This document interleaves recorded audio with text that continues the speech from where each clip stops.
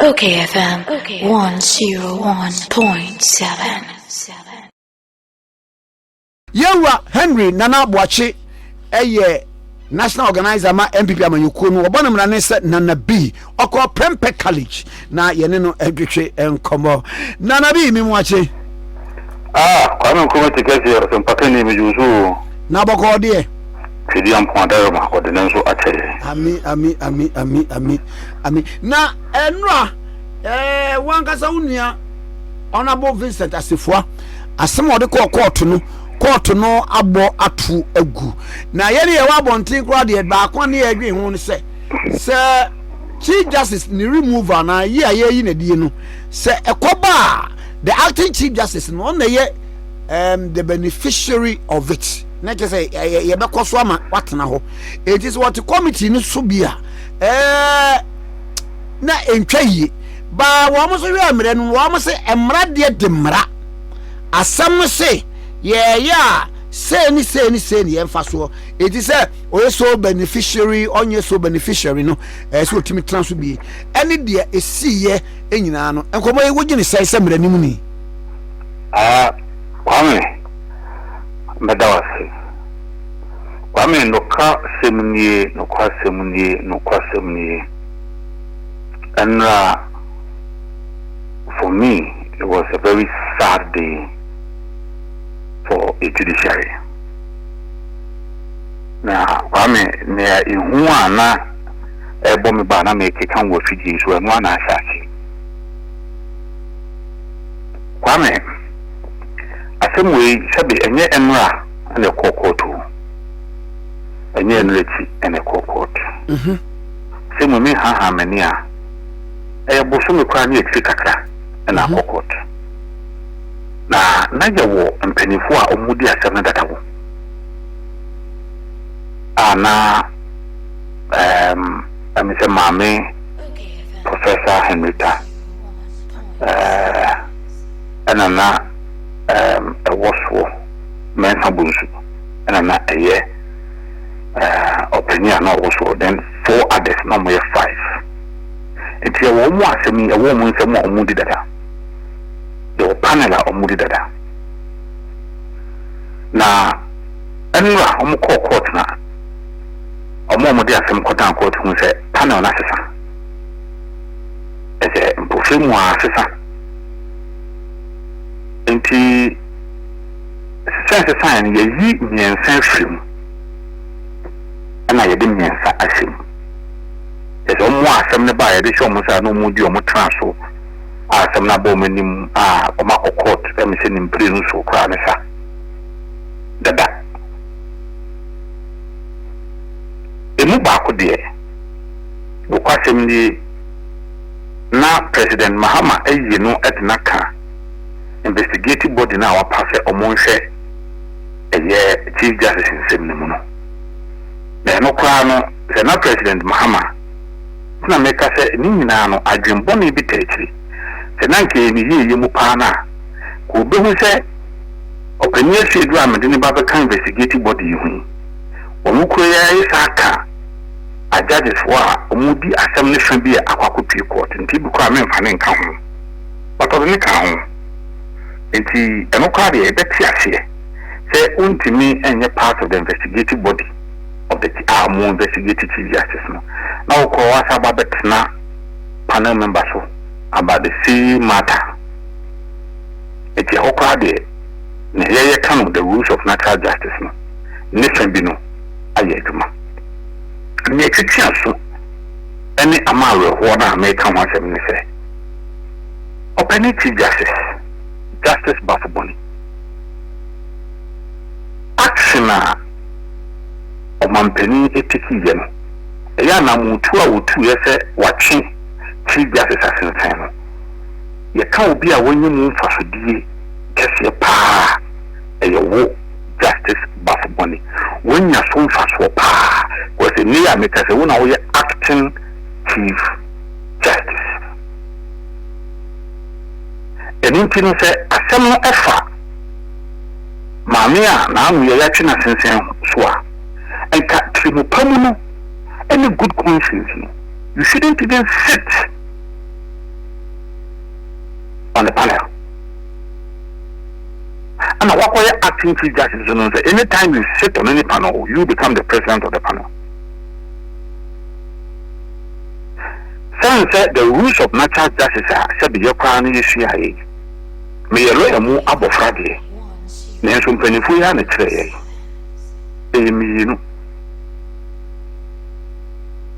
All the ultra patent rule. And a Nemo Judah in Kosaswa. But and they say, one won't me and yet a judge in your own case as someone when you're so fast will be as someone who born you as someone.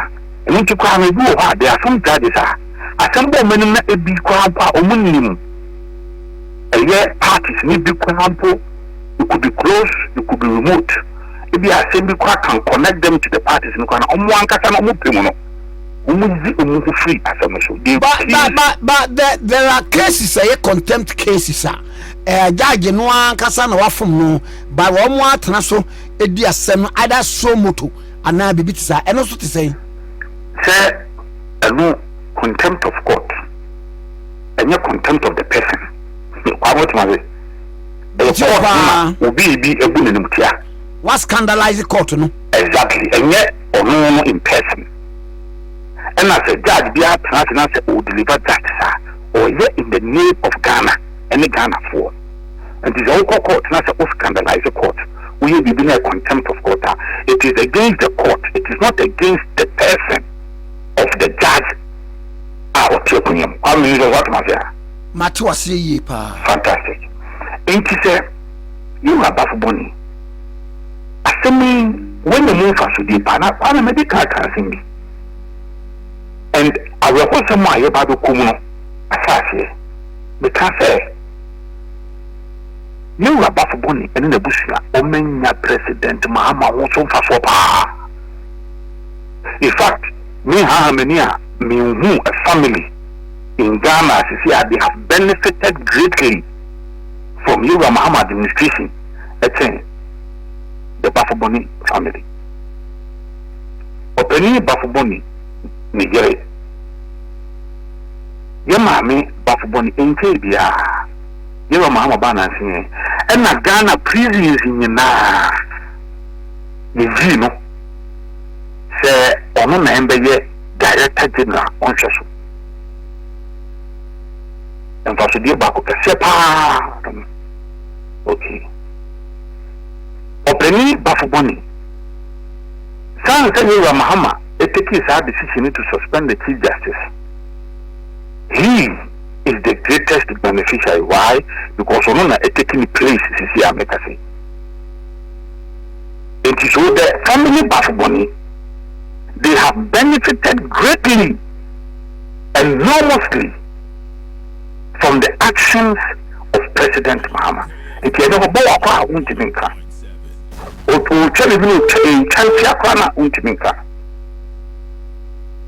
it is a by you Mahama we can't take a decision be that and now as if what any dummy or court said decision now what taking no wrong into one son Senka Asamu Kotia Yura Mahama and I would have been a disgrace a benny and Guasama Yura Mahama.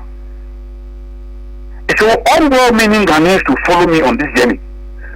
So you think that Justice Bafuboni who and the family are benefited greatly from the Mahama administration? You think that Obama and Ngwatibia Kanyura Mahama na that?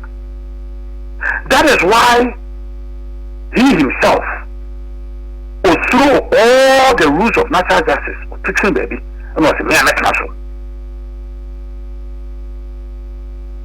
so number one, you yourself you are benefiting from this action. Number two, one was international. But per the structure, no, what by acting Chief Justice, no, say so international be, and no, the other justices of the and I make us say, Kwame, now you're panel that do.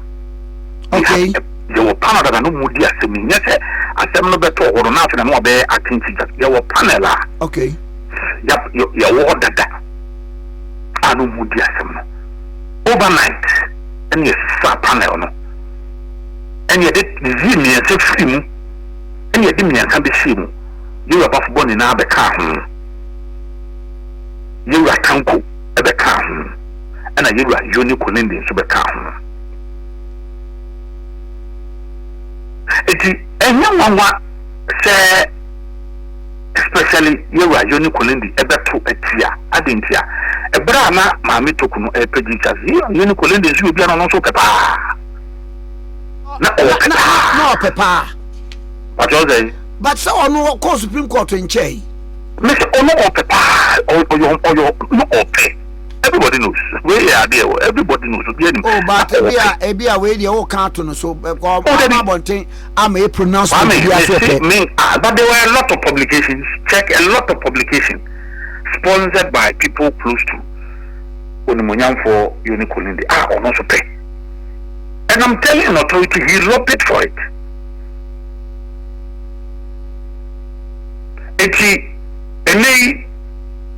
Say you are Mammy took no was suspension. Who benefits?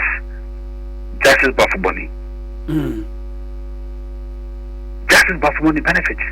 So why would you want to preside over a case who will benefit greatly from? And not only so, it is not as if the case requires fresh, maybe a buyer better than you. The case already had, it was before a panel. And you change it overnight. I mean, that is the fear I've been telling you on this your network so many times. I dare Kakoswono. And they say, you Mahama Ebo Wa. Me, my view, Misu, and I said, Justice Buffabon, Untimin Kawasem. I didn't hear.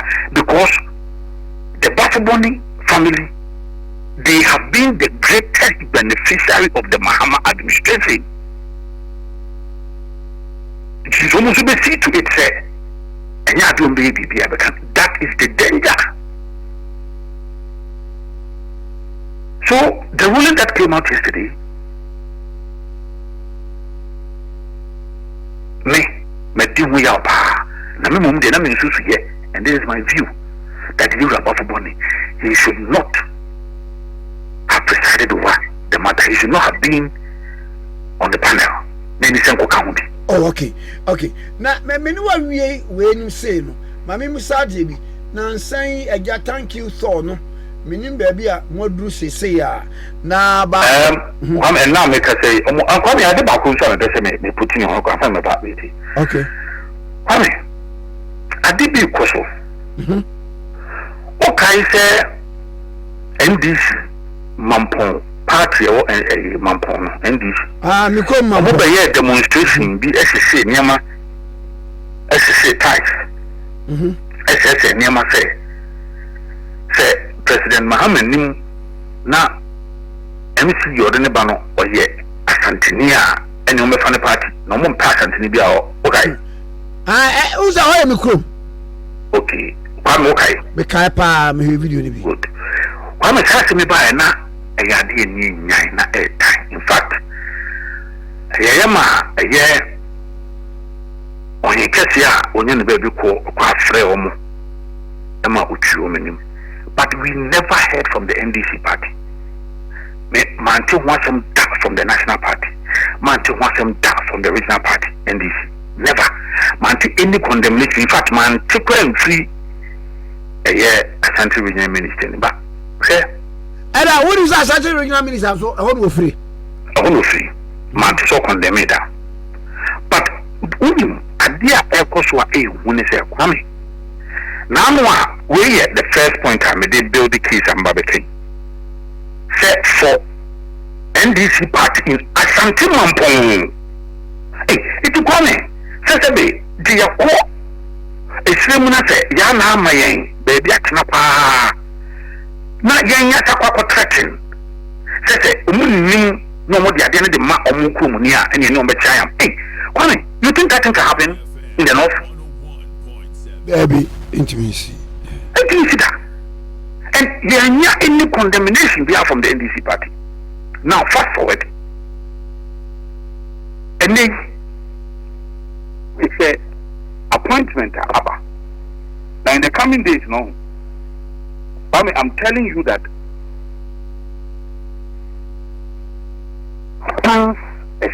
especially Ashantis, are being marginalized under the NDC. They are being now you are being almost family and friends. But wait there, the level at which President Muhammad Dekon is dangerous.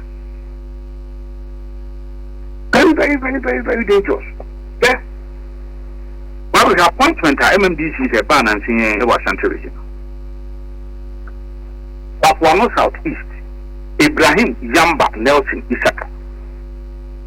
Papuano Southwest, Abubakar Siddiq.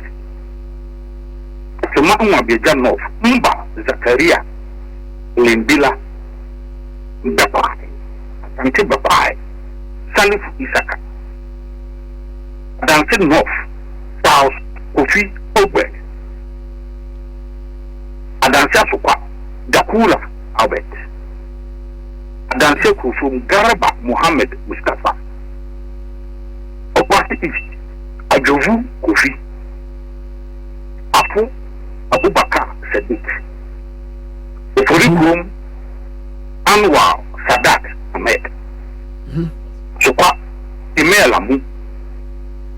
Adanse Asokore Mampong, Ben Abdallah Al-Hassan. Ejira Sekri Dumase, Rafiu Adam Seidu. Sekri Afram Plains, Abubakar Isaka. Sekri East, Ibrahim Adams. Bosumuchi, Abdallah Hamidu. Afijakwa Abre North, Guma Emmanuel.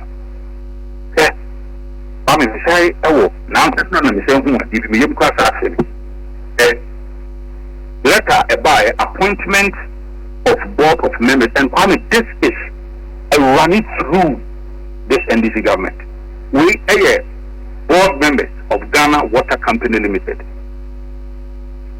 President nominee for board chairman, Eric J. Biliju Adama. CEO name Honorable Adam Muta Wakilu. Member Hadisu Alasan. Member Professor Fisata Muhammad Abu Jaja. Member Alhaj Abu Muhammad.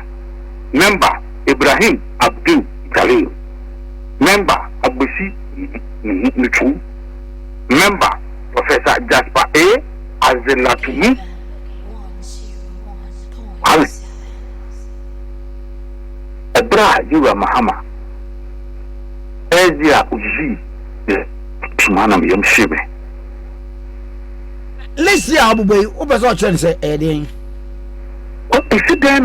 Yet board members run Ghana Water. But the names are from only one section of the country, including MCs, Ashanti region. But someone get a paper phone baby or what? Woman ya Asante for woman near the so many Sadian die. Sir, So many Sadian in the coming days. When you say, tell me, Ashanti region, very huge. Look at the numbers they got in Ashanti and the only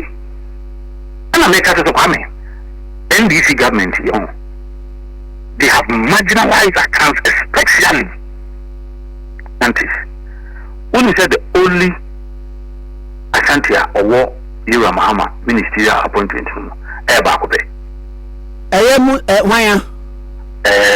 Minister for Housing.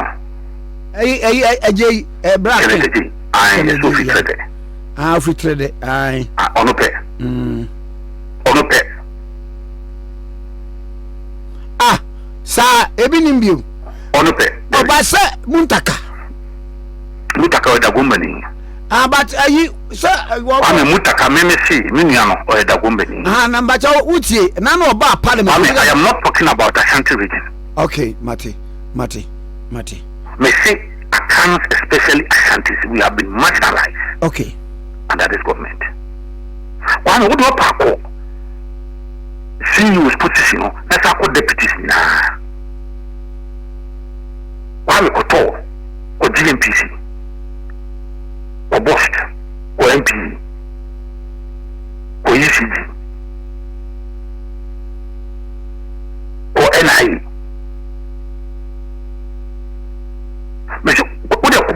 the various institutions and the coming days better than me say me who transition to my Yura Muhammad Bana me say me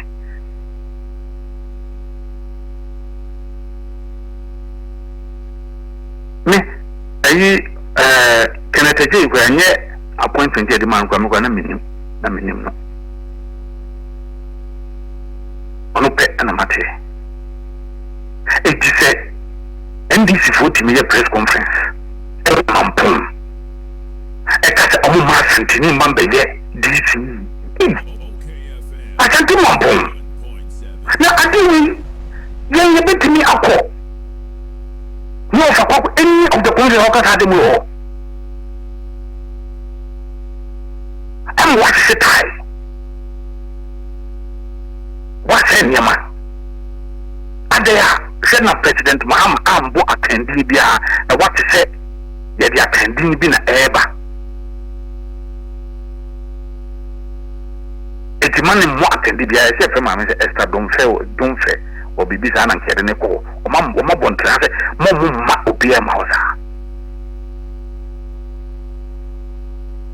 and this is one condemn it to you. Oh, bye, baby to say Enra and Nasan and Sandy who said ya point say Dr. B or also a ceremony for a year Kolebu Teaching Hospital. I don't hear you say competence. One minute, some of them make up so can become home power to be careful. Oh, some information about this year. But maybe just say, Minister, maybe out in San also Bisano. But who can or can't say, we said, Professor Bisuko, Dr. Bisuko, and Kulebu. What the BB say, the doctor say do something, yeah. Okay. Maybe. Okay. Monsieur, would you power? Me, my son said, my baby, made a name in Yababa. Now, board members have really talked about what I'm going to show. Oh, Ghana, what I do, Ghana, Penning, and Zungo. Ghana, what names are also my show. But Obiwa, Ebia Okuta, pepper food, but when I know your pepperni. One of so, Pacho, men try say, Mahunia William, and me make an ultimate bar, but with Jumana William. All of information back crowd a Kulibu. This is a serious matter. So now no be no more say na nam danko kuvado your family and friends be a name and I am very, very, very, very sad. Messaging him MC is an appointment and hey, are you telling me that Ashanti be quiet? It won't mean NDC need be our own more. Ashanti be quiet or Ashanti be one. Ashanti be quiet. What is saying? Isaka is my head. Ashanti be quiet, you know. I'm a man. Be quiet. Salif Isaka. What is the name this morning? Sisuma Miradi. Sisuma Miradi. Okay, come here. Ahafwano Southeast, Ibrahim Yamba Nelson Isaka. Ahafwano Southwest, Abubakar Siddiq. Achumanwa Bidano, Mba, Zakaria, Alembila, Bekwai, Salif Isaka. Adansi North, Charles Kofi Ogbe. Adansi Asokwa, Albert Takura. Adansi Kufum, Garaba Muhammad Mustafa. Obuasi East, Ajovu Kofi, Tafo Abubakar Sadiq, Oforikum Anwar Sadat Ahmed, Kemer Abu, Asokore Mampon, Ben Abdallah Al Hassan, Ejirase Chidumase, Rafiu Adam Seidu, Secha From Prince Abubakar Isaka, Secha East Ibrahim Adams, Bosumche Abdallah Hamidu, Efija Kwabre North, Aguma Emmanuel. Now, my question is say, more sentimental movie, party, Moya Musa Mompe, Nananum Manfua, one who free the moment if ya, woman ya de share, was Antime Moon, woman epe, it's Banaya de Ma Woma Bonibe, and the woman, what bet me a young man. go to the constituency secretary nekatre me unya obia o free Asante be kwa na obinya say mampon yesi ye de ma obia oye NDC ni a o free mampon ono ye Asante ni no eye NDC party na koye press conference say Mohammed nim no de ma Asante ni a omo ne be tiayam amo ma sinyama that is the danger.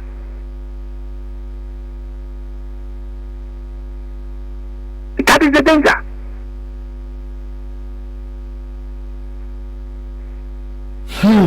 I see. I mean, in the coming days, I'll get you the list. The board members, CEOs, because I'm coming so they for any future. Now they say, state-owned banks, no. When I say heads, I'll move on. State-owned banks. Okay. State-owned banks, no. When I see. Na mamemra musuma manyu komwe. Moko thank you toyi. Ensem bebre piepie mu na ba ko hwehwe manfo aso. A commentaries na adoson de abronyo be kan ye ne de honorable Kennedy Japan so be yi ano any matters arising. Sa asem no mo opani ne de agubre. Oh, pardon. Thank you to Nene. Region. Okay. Na nyame aduma mu from Ibiru voter. Na yaba Greater Accra. Ayaba Eastern Region. Na wako Greater Accra near Wiwo. Central. Big Kakrebi for 1 or 2 weeks. There will be a big announcement. But someone SC party and some near the party penny for the Bushwa Ekamase. Nyambi Adum na a penny Pumasibra, and one summer was a debato a year abontino. Kwame Wadarma, what a betty. Mate, and yet Mamina was cinnamon singing Panson Famau. On council, you run Nana Buache, a national organizer at the Ma MPP Amayuko. Yamba, the Bocata Sunafe, Yemuja, and so. OKFM 101.7.